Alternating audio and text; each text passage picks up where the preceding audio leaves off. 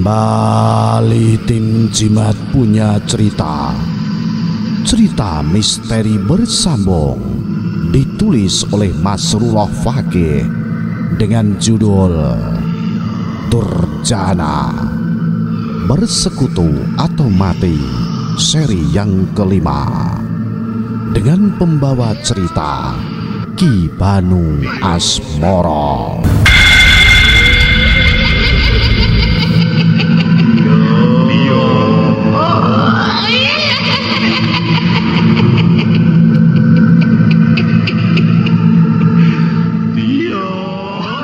Mbah Jalil, aku harap kamu jangan ikut campur urusan ini. Sayang kalau nyawa tua selembar di tubuh rentamu harus lenyap sebelum waktunya. Nyaring suara sosok Ambar dibarengi tawa sinis membuat sesiapapun yang mendengar akan begitu ngeri, tak terkecuali Rodian dan Munir. Sedangkan Mbah Jalil terlihat hanya diam sembari menatap tajam, seperti tengah mewaspadai sesuatu yang bakal terjadi. Di saat ketegangan mulai hampir memuncak, tiba-tiba Ambar yang sudah bersiap dengan 4 sosok makhluk mengerikan di belakangnya beringsut mundur seraya mengibaskan selendang kuningnya. Seketika suasana yang tadinya terang berubah gelap. Hal itu sebentar membuat heran Rodian, Munir, terutama Mbah Jalil. Mereka tak mengerti mengapa dengan mudah Ambar menghadang dan juga cepat menghilang. Namun tak berapa lama, kecemasan tiba-tiba menyerat pada raut wajah Mbah Jalil. "Ayo, cepat, kita harus menemui istrimu. Ini tipu muslihat Ambar dan iblis junjungannya," teriak Mbah Jalil, sadar akan sesuatu yang salah dengan keadaan saat itu. Rodian dan Munir pun ikut tersadar setelah tahu lokasi tempat mereka saat itu bukanlah sebuah jalan raya yang mengarah ke arah Munir, melainkan sebuah lahan kosong berpagar kawat dengan tumbuhan ilalang setinggi lutut. Mereka akhirnya bisa keluar dari tempat itu beberapa menit kemudian, kembali menuju ke jalan hitam beraspal dengan keadaan terburu. Rodian yang berada di belakang hanya bisa mengikuti dengan sabar kendaraan Munir, meski perasaannya diliputi kecemasan luar biasa. Namun ia pasrah menuruti semua pesan dan isyarat dari Mbah Jalil. Hampir 50 menitan menempuh jalanan yang mulai tampak lengang, mereka akhirnya sampai di sebuah rumah berdinding tembok dengan dominan cat warna putih dan hijau. Walau terlihat antar rumah saling berdekatan, tapi saat mereka tiba keadaan sekeliling dan rumah Munir tampak sepi. Munir yang sudah memarkirkan sepeda motornya di halaman tak berpagar segera berjalan cepat menuju pintu. Tak lama Rodian segera menyusul. Hanya Mbah Jalil yang tak mengikuti. Ia hanya berdiri tegak sambil mengedarkan pandangannya ke sekeliling luar rumah Munir. Sedetik, 2 detik, hingga beberapa puluh detik beliau dalam hening. Panggilan dan ketukan yang dilakukan Munir tak mendapat sautan apapun dari dalam, membuat dirinya dan Rodian semakin gelisah penuh kecemasan. "Kang, dobrak saja pintunya," seru Rodian yang semakin tak sabar. "Tunggu dulu, Rod. Aku coba ketuk jendela kamar Mbak Yumu." Munir yang masih sedikit bersabar segera berlalu melangkah menuju sisi kiri rumahnya. Ia berharap ada sang istri yang tertidur di kamar dan terbangun dengan ketukan di jendela. Tapi lagi-lagi usahanya tanpa hasil. Meski berpuluh-puluh kali tangannya mengetuk jendela kayu dan sedikit keras suara panggilannya, namun tetap tidak ada sautan dari dalam. Munir terus saja masih berusaha. Ia kembali berjalan menuju belakang, mengetuk tiap jendela dan pintu, sembari terus memanggil nama Giah istrinya, hingga tiba dirinya di belakang tepat di depan pintu terbuat dari papan bersusun berdiri. Telinganya tiba-tiba mendengar suara alunan irama tembang mocopat.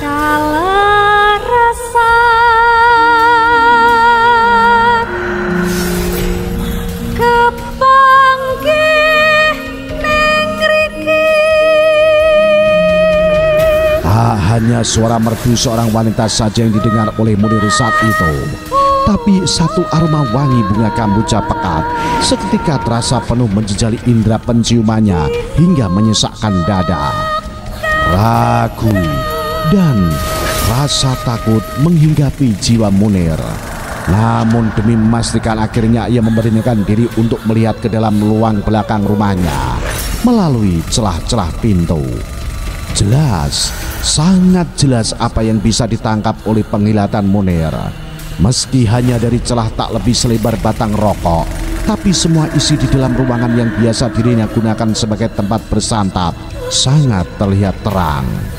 Namun tak sampai 1 menit Munir mengintip, ia memilih mundur dan setengah berlari meninggalkan tempat itu kembali ke depan.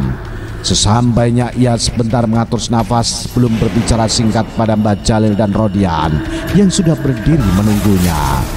Tak lama ketiganya segera melangkah beriringan menuju ke belakang, ke tempat di mana Munir melihat sesuatu yang aneh dan menakutkan.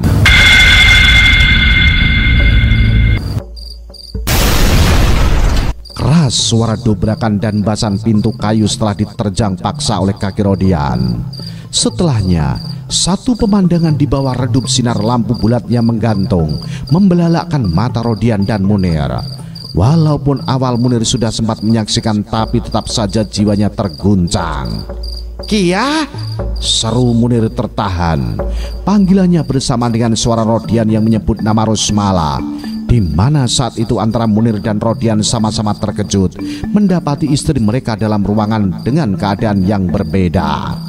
Satu sisi Munir terlihat panik melihat Gia istrinya terduduk menyandar pada dinding dengan mata terpejam serta wajah pucat pasi. Di sisi lain, dirinya juga merasa ketakutan menyaksikan keadaan Rosmala yang sedang duduk menghadap tumpukan bunga kamboja di atas meja.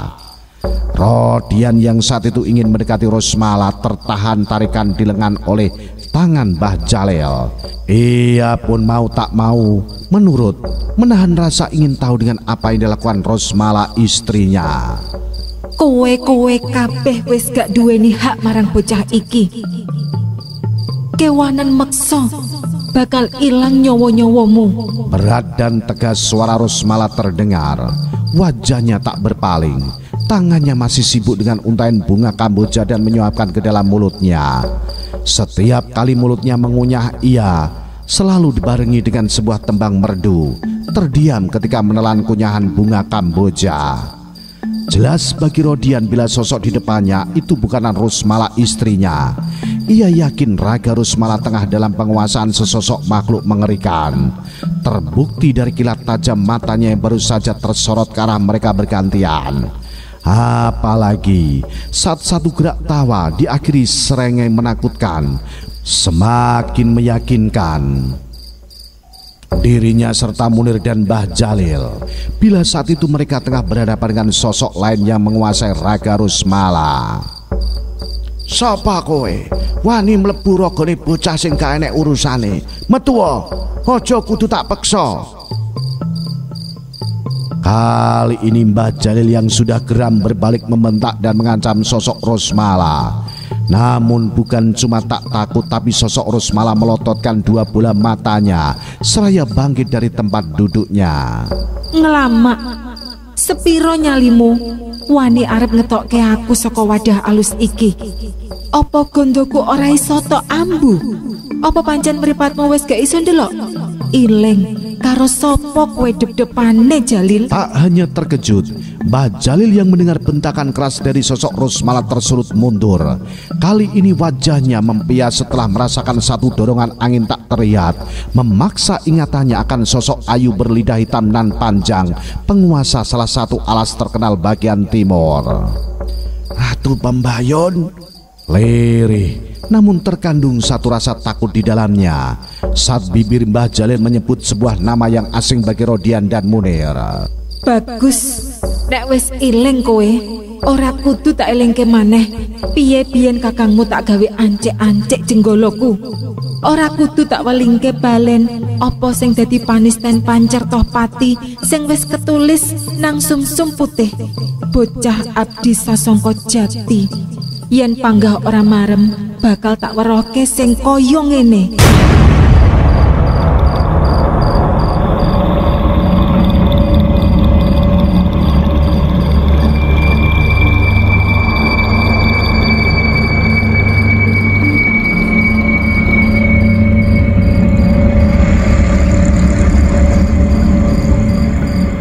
Rias memuncak seluruh wajah Mbah Jalil, Rodian dan Munir. Tubuh ketiganya dingin terbaluti keringat. Kemudian mereka terduduk lemah bersama dengan jeritan tertahan. Terutama Munir yang menyaksikan dari mulut dan hidung Kia istrinya mengalir darah hitam kemerahan ketika sosok Rosmala menghentakkan kaki kanannya ke lantai. Tak sampai di situ, suasana yang tadinya dingin terselimuti wangi bunga kamboja tiba-tiba berubah panas dan beraroma anyir. Manakala sosok Rosmala menari pelan diiringi suara tembangan khasnya, memunculkan beberapa sosok wanita bergaun putih panjang lusuh bermata bolong. Sosok yang baru saja muncul kemudian menyeret tubuh berlumur darah Giyah, sedangkan sosok Rosmala masih begitu tenang menari sebelum akhirnya melangkah ke dalam rumah Munir bagian depan, mengikuti sosok-sosok bermuka hitam tanpa bola mata dan berambut panjang menjuntai dengan tebaran bau anyir pekat. Giyah, Giyah! Munir yang pertama menyadari jika di dalam ruang makan plus dapur rumahnya telah hening setelah kepergian sosok Rosmala, segera bangkit dari tempatnya terduduk. Pikirannya langsung tertuju pada Giyah istrinya yang sempat ia lihat diseret menuju ruang depan. Munir pun segera beranjak meski lututnya masih terasa gemetar, mencari ke setiap sudut ruang, berharap bisa menemukan dan mendapati sang istri selamat. Namun sampai pada ruang depan, ruang terakhir dalam rumahnya, ia tak menemukan sosok Giyah. Tak henti-henti Munir memanggil, menahan isak dan tekanan batin yang begitu hebat, sampai akhirnya ia terkulai dalam tangis bersamaan tubuhnya yang melemah. Tak ada reaksi apapun yang ditujukan. Rodian melihat sang kakak tersudut di bibir pintu. Hatinya ikut terhanyut pilu, tapi juga penuh kobaran api dendam. Pikirannya terus tergodok oleh sosok Rosmala istrinya yang telah menjelma menjadi sosok lain, sosok wanita iblis berselimut kecantikan semu. Kang, maafkan aku. Tak seharusnya aku menyeret Kang Munir dan Mbak Yukia ke dalam masalah ini. Tak seharusnya Mbak Yukia celaka. Maafkan aku, Kang. Ratap tangis Rodian akhirnya tak terbendung. Ia memeluk Munir yang terlihat begitu syok. Direngkuhnya lutut sang kakak, menempelkan pada kepalanya sebentar sebelum bangkit dan mengusap air mata, memperlihatkan kilatan sorot mata berapi-api. Entah mendapat pikiran dari mana, Rodian tiba-tiba bertekad untuk mencari Giyah dan Rosmala. Keberaniannya muncul begitu besar sampai-sampai tak peduli lagi dengan kerasan nasihat dari Mbah Jalil. Mbah Jalil, tolong jaga saja Kang Munir. Aku harus mencari Mbak Yukia dan Rosmala. Harus, meskipun nyawaku sebagai gantinya. Dengan tegas Rodian bersikeras tak mengindahkan larangan Mbah Jalil. Itulah yang saya takutkan, Nak Rod. Memang hal ini yang diinginkan oleh Trasuroso berikut para cenayangnya. Yang mereka inginkan adalah mendapat darah madumu dan pancer galangan limo milikmu. Bukan Giyah, bukan Rosmala. Terang Mbah Jalil masih berusaha untuk mencegah. Aku sungguh tak mengerti, Mbah. Aku tak peduli siapa yang mereka inginkan. Aku hanya mau istri dan bayuku selamat.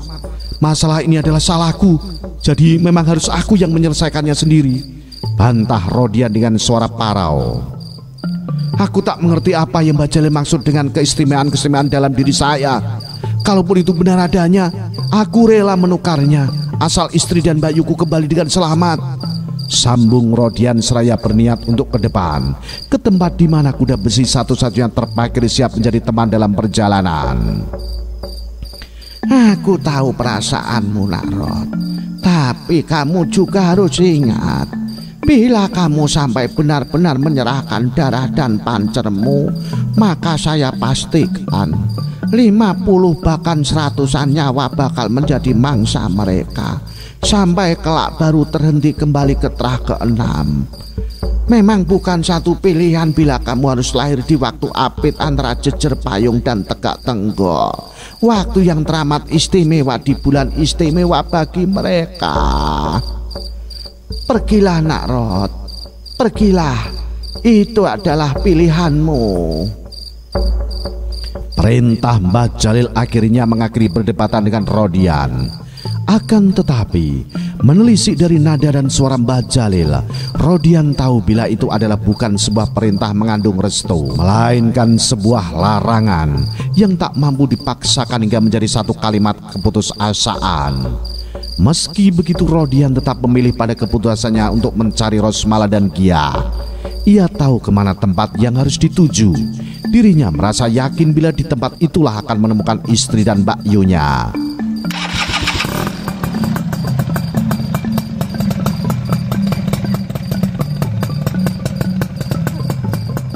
Sementara Rodian telah berlalu bersama Gebran mesin bersaring knalpot modif, Mbah Jalil memapah tubuh lemah Munir dan membaringkan di atas ranjang kamar.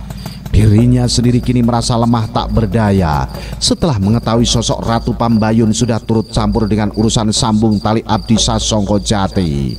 Padahal tak hanya sosok sang ratu penguasa alas bagian timur saja di balik Trasuroso, melainkan ada satu sosok ratu penguasa ilmu hitam lagi yang bakal membantu Suroso. Sebab dirinya tahu jika putra satu-satunya Suroso adalah calon geteh pengarep, pewaris seluruh persekutuan dan kakek buyutnya. Kembali pada Rodian, tak sampai 1 jam akhirnya ia membelokkan stang motornya di sebuah halaman yang pernah sekali dirinya masuki. Tanpa berlama-lama, Rodian pun segera melangkah mendekati pintu tebal berukir dengan terapi 2 buah lampu redup bercangkang kayu mengkilap.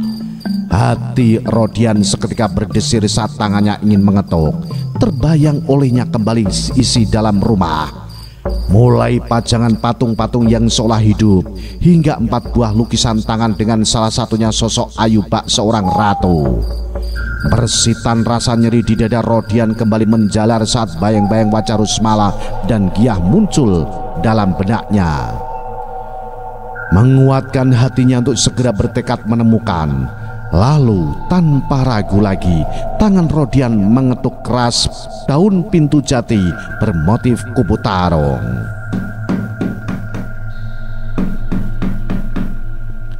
Entah kebetulan atau memang telah sengaja ditunggu, baru saja 3 kali ketukan tiba-tiba pintu terbuka bersamaan dengan satu suara berat yang mempersilahkan Rodian untuk masuk. Perasaan gugup pun tak mampu Rodian tutupi, manakala dirinya tanpa menyaut namun langsung mengayunkan kedua kakinya melangkah masuk. Ada tanda tanya dalam hati Rodian saat sambil berjalan matanya liar mengedar ke tiap sudut dalam rumah. Terlihat berbeda dengan keadaan ketika dirinya bertamu waktu itu.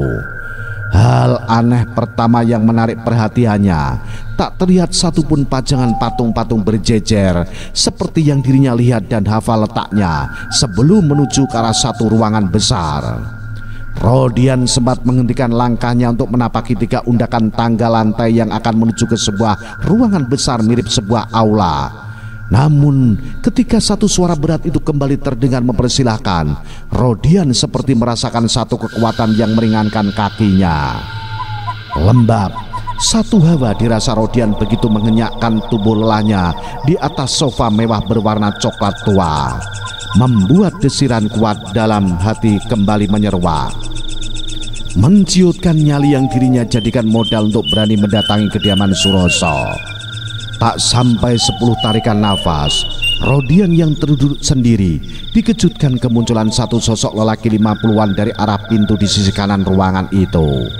Hampir saja Rodian saat itu berteriak kala melihat dengan jelas sosok yang baru saja muncul dan kini mendekat ke tempatnya. Derap langkah pelan sosok itu terasa berbalik dengan irama degup jantung Rodian yang semakin kencang terpacu, seolah mewakili rasa takut yang luar biasa setelah tahu siapa sosok lelaki berjubah hitam itu. Jangan takut Kang Rod. Bukankah kamu datang ke sini untuk mencari istri dan saudara perempuanmu? Ungkap sosok lelaki tak asing bagi Rodian yang kini telah duduk di hadapannya. Iya Pak. Gugup, heran dan takut membaur jadi satu, menjadikan Rodian tergagap saat menjawab ucapan lelaki itu. Tenang saja Kang Rod, mereka aman dan selamat. Sambung lelaki tua yang Rodian tahu, atau bahkan hampir semua orang yang mengenal sosoknya, meyakini jika lelaki itu telah meninggal saat kecelakaan. Namun kini anggapan itu seakan terpatahkan oleh nalar pikiran Rodian, sebab sangat jelas bila yang kini ada di hadapannya adalah sosok Suroso. Tak percaya, mungkin itu menyisip dalam hati Rodian, tapi mau tak mau kali ini Rodian harus mempercayainya. Mari ikuti saya, seru sosok Suroso yang telah berdiri membuyarkan kebimbangan Rodian. Tak ada sautan, Rodian hanya diam.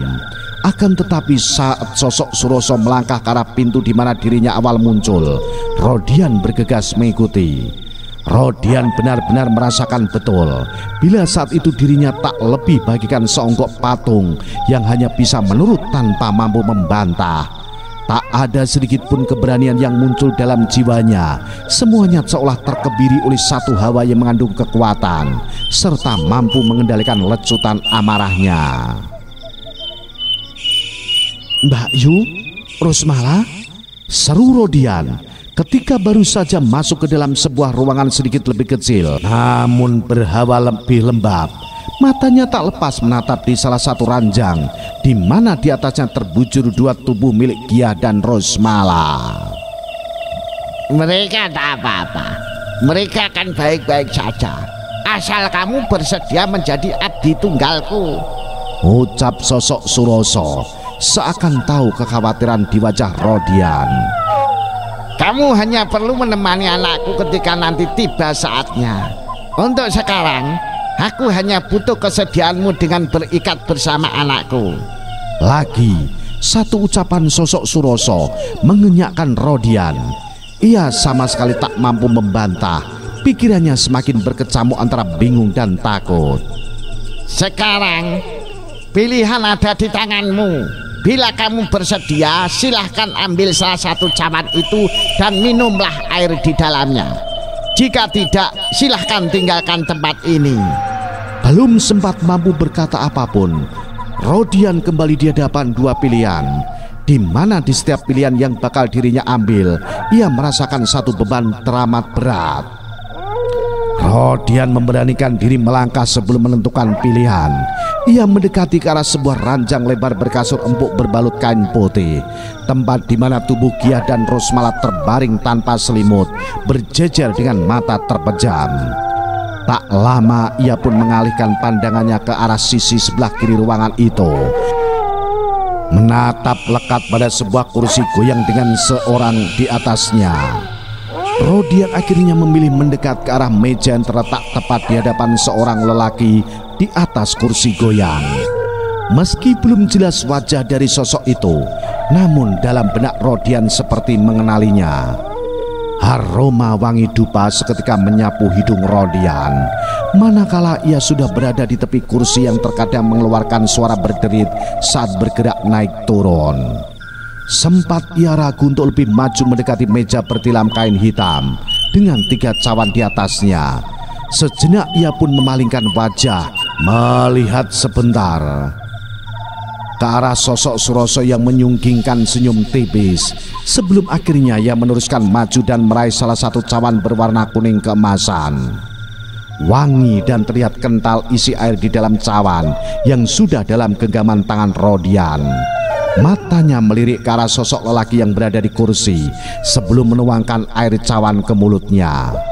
Tiba-tiba tubuh Rodian seperti terhentak kala air dalam cawan masuk ke dalam mulut dan mengalir menuju dalam perut. Hal itu bersamaan dengan berhentinya gerak kursi yang bergoyang dan terdengarannya satu lenguan, seolah menjadi sebuah isyarat atau terdapat satu ikatan batin antara air yang telah terminum Rodian dengan diamnya sosok di kursi itu. Tak berapa lama setelah Rodian menguasai pikirannya, ia melihat sebuah senyum dari bibir sosok lelaki yang pernah menemuinya 2 hari lalu di rumah yang sama. Senyum itu terus mengembang, menggema seantero lingkup ruangan, beriringan dengan lebatnya kepulan asap putih beraroma menyengat dari terbakarnya puluhan biji dupa yang berada di bawah kursi. Tubuh Rodian seketika terasa menggigil saat sosok yang dirinya tahu adalah anak tunggal Suroso meraih salah satu dari 2 cawan berisi air yang tersisa dan meminumnya. Tak hanya itu, Rodian pun merasakan hawa panas menyergap dadanya ketika dengan lahap sosok anak Suroso menyantap aneka bunga warna-warni di atas meja. Gelak tawanya terus menggema setelah menelan kujangan bunga tanpa memperdulikan keberadaan Rodian, hingga akhirnya Rodian memilih mundur melangkah menjauhi sosok itu.